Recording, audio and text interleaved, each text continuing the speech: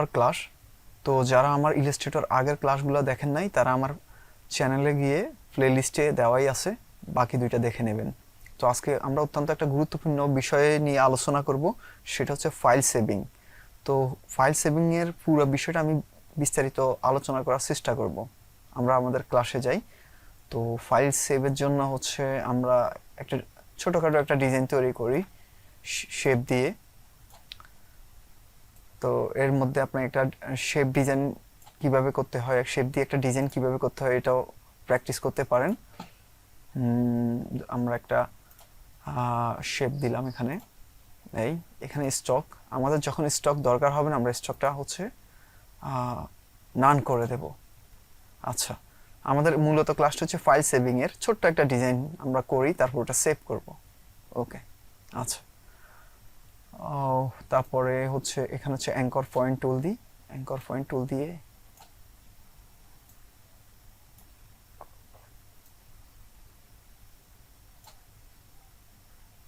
ওকে, ধরুন এটাকে আমরা মডিফাই করতে পারবো ডাইরেক্ট সিলেকশন টুল দিয়ে। তো এভাবে ক্লিক করব, এটা একটু শিফট দিয়ে এটা একটু বাড়াই দেব। এই হ্যান্ডেলগুলো যদি আপনারা খুঁজে না পান, ডাইরেক্ট সিলেকশন দিয়ে টুলে গিয়ে এখানে জাস্ট ড্র্যাগ করে এখানে ছেড়ে দিবেন, তাহলে হচ্ছে এখানে এই হ্যান্ডেলগুলো হচ্ছে যে শো হবে। ওকে, আমি কালার চেঞ্জ করব। আচ্ছা, কালার চেঞ্জ করলাম, এটাকে আমরা আরেকটা কপি করলাম। এটার উপরে যদি আমরা হুবহু কপি করতে চাই তাহলে control C control F, copy হয়ে গেছে। দুইটা একই কালার হওয়ার কারণে দেখা যাচ্ছে না। তো আমরা হচ্ছে এই যে দেখুন দুইটা, এখানে দুইটা আছে ফাইল। আমরা এখন যেটা করব, ডাইরেক্ট সিলেকশন টুল দিয়ে হচ্ছে একটাকে ক্লিক করে প্রথমে ক্লিক করে উপরে তুলে দেব। শিফট দিয়ে তুললে এটা সোজা হবে, এই যে, ঠিক আছে। এখন আমরা দুইটা যেহেতু একই কালার, আমরা কালার ভ্যারিয়েন্টটা যেন চেঞ্জ হয়, এখানে ডাবল ক্লিক করে কালারটা একটু কমিয়ে দেব, আর এটাকে অ্যারেঞ্জ সেন্ড টু ব্যাক, এই যে, ঠিক আছে। এই যে আমাদের দুইটা শেপ, এই যে আপনি এখানে একটা ব্যাকগ্রাউন্ড দিতে পারেন, ঠিক আছে। এটা একটা শেপ দেব, ঠিক এই বরাবর একটা শেপ দেব। এটা ধরেন আমরা হচ্ছে ব্ল্যাক ব্যাকগ্রাউন্ড দিই, অ্যারেঞ্জ সেন্ড টু ব্যাক। ওকে, আচ্ছা, ধরুন হচ্ছে আমাদের মূল বিষয়ে আসি। আমাদের হচ্ছে ফাইল সেভিং। ধরুন এটা আমি সেভ করব। এখন সেভ যে করব, সেভ হচ্ছে আমরা প্রত্যেক ফাইলকে আমরা হচ্ছে প্রথমে হচ্ছে এআই ফাইলে সেভ করব। এআই ফাইল মানে হচ্ছে ইলাস্ট্রেটর ফাইল।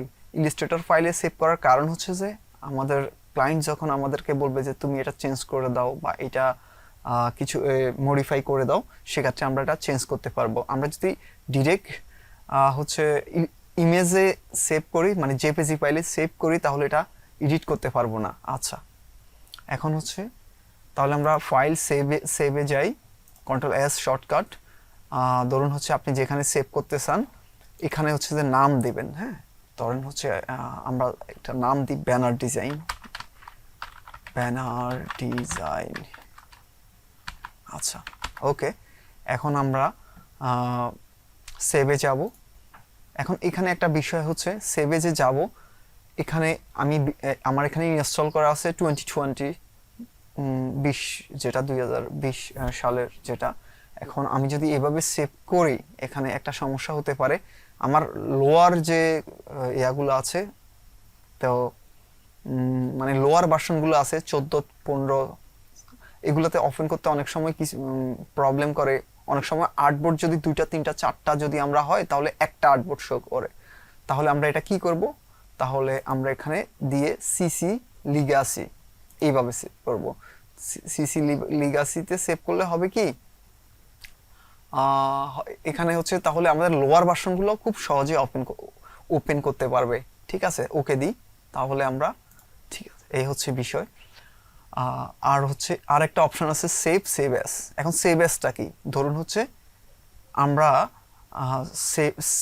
Save as. আচ্ছা, এইটা ধরুন আমরা এখানে আরো মডিফাই করি। এখানে ধরেন হচ্ছে কিছু হচ্ছে আমরা টেক্সট লিখি, এটাকে লক করে দিই কন্ট্রোল 2 দিয়ে, টেক্সট লিখি, কালারটা চেঞ্জ করি, এখানে ব্ল্যাক দেওয়া আছে, হোয়াইট দিই। আচ্ছা, ফন্টটা চেঞ্জ করে দিই ল্যাটো, ওকে, একটু মোটা হেভি দিয়ে দিই। আচ্ছা, এখানে বাড়াই দিই, ওকে, ধরুন হচ্ছে, আচ্ছা ধরুন এখানে আরো মডিফাই হতে পারে, ধরুন শেপ মডিফাই হতে পারে বা যে কোনো কিছু থাকতে পারে। আচ্ছা, এখন ধরুন এইটা হচ্ছে আমরা আগের ফাইলে যদি আগে যে সেভ করছি ওই ফাইলে যদি সেভ করতে যাই তাহলে আমাদেরকে দিতে হবে কন্ট্রোল এস, এই যে শর্ট সেভ দিতে হবে অথবা কন্ট্রোল এস শর্টকাট, তাহলে আমাদের নতুন করে সেভ করতে হবে না, ওই ফাইলের উপরেই হচ্ছে সেভ হবে। এটা একটা বোঝার বিষয় আর কি। আর হচ্ছে আমাদের অনেকের হচ্ছে কম্পিউটারে ব্যাকআপ থাকে না, কারেন্ট চলে গেলে হচ্ছে কম্পিউটার অফ হয়ে যায়, সেক্ষেত্রে আমরা কাজ করব, ডিজাইন হচ্ছে যে কাজ করব আর সেভ দেব অথবা কন্ট্রোল এস দেব, সেক্ষেত্রে হচ্ছে যে আমাদের ওই ফাইলের উপর সেভ হবে। আচ্ছা, গেল এইটা। তো পরের যে বিষয়টা হচ্ছে, ধরুন আমরা এই পর্যন্ত হচ্ছে একটা ফাইলে সেভ করলাম, এই ফাইলটা ধরুন আরো আপডেট করলাম, এখানে দেখা গেছে অনেক কিছু আরো অ্যাড করলাম, আমি চাচ্ছি যে এইটা হচ্ছে আমরা নতুন করে সেভ করব, এই ফাইলটা হচ্ছে আমরা নতুন করে সেভ করব। ঠিক আছে, তাহলে আমাদেরকে কোথায় যেতে হবে? সেভ অ্যাসে গেলে হবে না, হ্যাঁ সরি, সেভে গেলে হবে না, ঠিক আছে, সেভে গেলে আগের ফাইলে সেভ হয়ে যাবে, তাহলে আমরা কোথায় যাব? Save as. ঠিক আছে, সেভ অ্যাসে গিয়ে হচ্ছে আমরা এটা সেভ করব। আগেরটা ছিল ব্যানার ডিজাইন, এখন আমরা সবসময় একটা জিনিস মাথায় রাখবো, একই নামে দুইটা সেভ হবে না একই লোকেশনে, তাহলে একটা একটার উপর রিপ্লেস হয়ে যাবে, তাহলে আমরা অন্য নাম দিতে পারি, ধরুন 01, 02 বা এনিথিং, যে কোনো কিছু আপনি দিতে পারেন, নো প্রবলেম। আচ্ছা, এখানে সেভ করতে গেলে এই যে এআই দেখাই এখানে দেওয়াই আছে, এআই মানে ইলাস্ট্রেটর ফাইল, যেটা হচ্ছে এডিটেবল। এখানে পিডিএফ, আমাদের ডিজাইনগুলো পিডিএফ দরকার হতে পারে, পিডিএফ হচ্ছে অনেক গুরুত্বপূর্ণ একটা বিষয়, অনেক প্রিন্টের ক্ষেত্রে পিডিএফ দরকার হয়। তারপর ইপিএস হচ্ছে যে অনেক হচ্ছে গুরুত্বপূর্ণ একটা ফাইল, তো অনেকগুলো বড় বড় প্রিন্টার যেগুলো আছে ইপিএস ফাইল সাপোর্ট করে, আর হচ্ছে অনলাইন থেকে হচ্ছে অনেকগুলা আমরা যখন ডাউনলোড করি তখন হচ্ছে ইপিএস ফাইল অনেকগুলো ফাইল পেয়ে থাকি, এটা জনপ্রিয় একটা ফরম্যাট, কিছুটা ফাইলের সাইজ কিছুটা ছোট হয় এআই থেকে, তো এআই ইপিএস মোটামুটি সিমিলার ফাইল। আচ্ছা, আর হচ্ছে দরকারি কিছু, এটা হচ্ছে টেমপ্লেটের ক্ষেত্রে যদি সেভ করতে চান। আচ্ছা, গেল এটা। আর গুরুত্বপূর্ণ হচ্ছে এসভিজি ফাইল। এসভিজি ফাইল হচ্ছে যে এটা হচ্ছে এই ফাইলে সেভ, এটা একটা ভেক্টর ফাইল, এই ফাইলে যদি সেভ করতে হয় ধরুন ছোট, আপনার সাইজটা কমে যায় আর কি, ছোট হয়ে যায়, তো অনলাইনের যে আইকন বা বিভিন্ন কিছু অনলাইন যেন ওয়েবসাইটগুলো ভারী না হয় সেক্ষেত্রে এসভিজি ফাইলটা ব্যবহার হয়। আমি আশা করব এতটুকু পর্যন্ত আপনারা ক্লিয়ার হয়েছেন। ঠিক আছে, তাহলে এগুলো আমরা ক্লিয়ার হলাম। এখন আমরা জেপিজি, ধরুন হচ্ছে যে আমরা এই ফাইলটাকে তো আমরা কোথাও শেয়ার করতে পারবো না, যে ফাইলটা ডিজাইন করছি এটাতে যদি আমরা কাউকে দিতে যাই বা ফেসবুকে আপলোড করতে যাই তাহলে আমাকে জেপিজি বা পিএনজি ইমেজ আকারে সেভ করতে হবে, এগুলা কোনোটাই কিন্তু ইমেজ আকারে না। ঠিক আছে, এগুলা ওপেন করতে হলে আপনার ইলাস্ট্রেটর লাগবে, এসভিজি, এআই, তবে পিডিএফটা আমরা ওপেন করতে পারবো যে কোনো কিছুতে, কোনো ইলাস্ট্রেটর ছাড়া আর কি। আচ্ছা, এখন আমরা জেপিজি ফাইলে সেভ করতে গেলে তাহলে আমরা কিভাবে সেভ করব? আমরা যদি জেপিজি ফাইলে সেভ করতে যাই সেক্ষেত্রে হচ্ছে আমরা ফাইলে যাব, এক্সপোর্টে যাব, এক্সপোর্ট এস, এখানে গিয়ে এই যে দেখুন এখানে জেপিজি, এই যে এটা হচ্ছে জেপিজি। আর যদি আমরা ট্রান্সপারেন্ট যদি সেভ করতে যাই পিএনজি, হ্যাঁ, আরও বিষয় হচ্ছে ফটোশপে যদি সেভ করতে যাই আমরা, এখানে একটা মজার বিষয় হচ্ছে আমরা অনেকে ফটোশপে কাজ করি, ইলাস্ট্রেটরে কাজ করে ফটোশপে কাজ করতে চাই, সেক্ষেত্রে হচ্ছে আমরা পিএসডিতে সেভ করব, তবে পিএসডিতে সেভ করতে গেলে একটা বিষয় আছে, ইউজ আর্টবোর্ড দিলে আপনি আর্টবোর্ডটা এটা চেক মার্ক দিতে পারেন, তাহলে হচ্ছে আপনার ওই আর্টবোর্ডে যা আছে তাই সেভ হবে। আচ্ছা, বিষয় যেটা হচ্ছে পিএসডি আমরা ফটোশপে ইলাস্ট্রেটরে যেহেতু অ্যাডভান্স ডিজাইন করা যায়, ইলাস্ট্রেটরে কাজ করে যদি ফটোশপে নিতে চাই তাহলে পিএসডি ফাইলে আমরা সেভ করব, সেক্ষেত্রে আমরা হচ্ছে এক্সপোর্ট দেব, দেওয়ার ক্ষেত্রে এখানে একটা গুরুত্বপূর্ণ বিষয়, এখানে আমরা রেজোলিউশনটা 300 করে দেব যদি প্রিন্টের ক্ষেত্রে হয়, ওয়েবের জন্য হলে 72 বা 150 দিতে পারি। এখানে একটা গুরুত্বপূর্ণ হচ্ছে পিএসডিতে দেব, ফ্ল্যাট দিলে তাহলে এটা ইমেজের মতো ফ্ল্যাট হবে। আর যদি আমরা রাইট লেয়ার দিই সেক্ষেত্রে হচ্ছে যে আমরা পিএসডি ফাইলে যেরকম আমরা লেয়ার আকারে পাই সেক্ষেত্রে লেয়ার আকারে থাকবে। ওকে দিলে সেভ হয়ে যাবে, দ্যাটস ইট। আচ্ছা, খেলো এইটা। তারপর হচ্ছে আমরা আবার এক্সপোর্টে যাই, এক্সপোর্ট ফর স্ক্রিন। হ্যাঁ, এটা এভাবে এভাবে আমরা সেভ করতে পারবো এক্সপোর্ট ফর স্ক্রিন দিয়ে। এখানে আর্টবোর্ড, অনেকগুলো আর্টবোর্ড থাকতে পারে। এখানে সেভ দিলে এখানে যে আপনি যে লোকেশনে দিবেন সেই লোকেশনে সেভ হবে। এখানে আর্টবোর্ড, অনেকগুলো আর্টবোর্ড থাকতে পারে। ধরুন, আচ্ছা আমি একটু যাই, এই আর্টবোর্ডটা ধরেন কপি করি আমি। আচ্ছা, এটা হচ্ছে আর্টবোর্ড টুল, এটা দিয়ে আমরা আর্টবোর্ড কপি করতে পারবো। ঠিক আছে, এই যে এটা।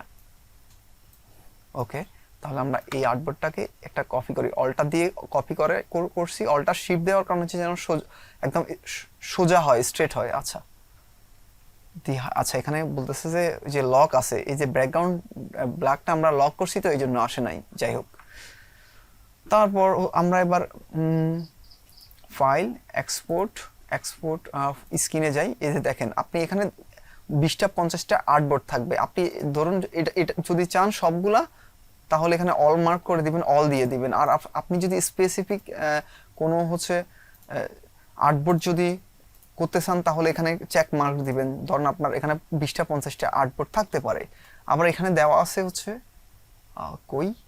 পিএনজি দেওয়া আছে। আপনি হচ্ছে পিএনজি জেপিজি দিতে পারেন, জেপিজি 100। ঠিক আছে, এখানে হচ্ছে যে আরও হচ্ছে কিছু অ্যাডভান্স আরও কিছু অপশন দেওয়া আছে। এগুলো বেসিক, এগুলো নিয়ে আমি আলোচনা করতেছি।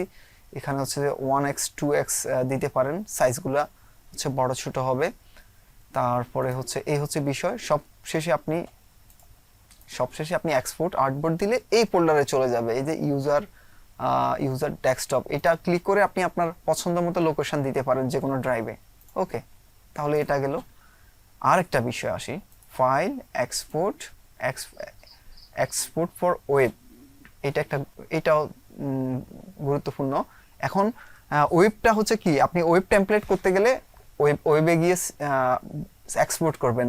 এখন যারা হচ্ছে ওয়েবের জন্য কাজ করে, বিভিন্ন ওয়েবসাইটের জন্য, তাদের যে ফাইল যদি ভারী হয়ে যায় সেক্ষেত্রে হচ্ছে তাদের আপলোড করতে সমস্যা হয়। ফাইল যদি ভারী হয়ে যায়, তাদের সাইটটা ভারী হয়ে যায়, সেক্ষেত্রে আপনি সেভ ফর ওয়েবে দিতে পারেন। এখানে উইথ হাইট এখানে কিছু পরিবর্তন করতে পারেন। এখানে low, high, medium, very high, maximum দিতে পারেন। এখানে ফরম্যাট আছে জেপিজি কি পিএনজি। ওকে, কোয়ালিটি কমাতে বাড়াতে পারেন। এই সেভ ফর ওয়েব। এখন আবার বিষয় আছে, দেখা যাচ্ছে কোনো ক্লায়েন্ট আপনাকে বললো যে তুমি আমাকে একটা স্যাম্পল পাঠাও, আমি এটা দেখবো। তখন হচ্ছে আপনি এই সেভ ফর ওয়েব দিয়ে পাঠাবেন, তাহলে এটার হচ্ছে এই মানে হালকা ফাইল হবে আর কি, সেটা ব্যবহার করতে পারবে না, এটা ছোট ফাইল হবে। আর সেক্ষেত্রে আপনি ওয়াটারমার্ক করে পাঠাতে পারেন। এই হচ্ছে বিষয়। তো ফাইল সেভিং এর ফুল বিষয় আমি আপনাদেরকে বোঝানোর চেষ্টা করছি। আশা করি আপনারা এই বিষয়ে ক্লিয়ার হয়েছেন। তো এই হচ্ছে আজকে আমাদের গুরুত্বপূর্ণ একটা ক্লাস ছিল। আমরা নিয়মিত ক্লাস দেব। আমাদের সাথে, আমার চ্যানেলটির সাথেই থাকুন। তো ধারাবাহিকভাবে আমরা হচ্ছে কন্টিনিউ ক্লাস আপলোড থাকবে ইনশাল্লাহ। সবাই সুস্থ থাকবেন, ভালো থাকবেন। আল্লাহ হাফেজ, আসসালামু আলাইকুম।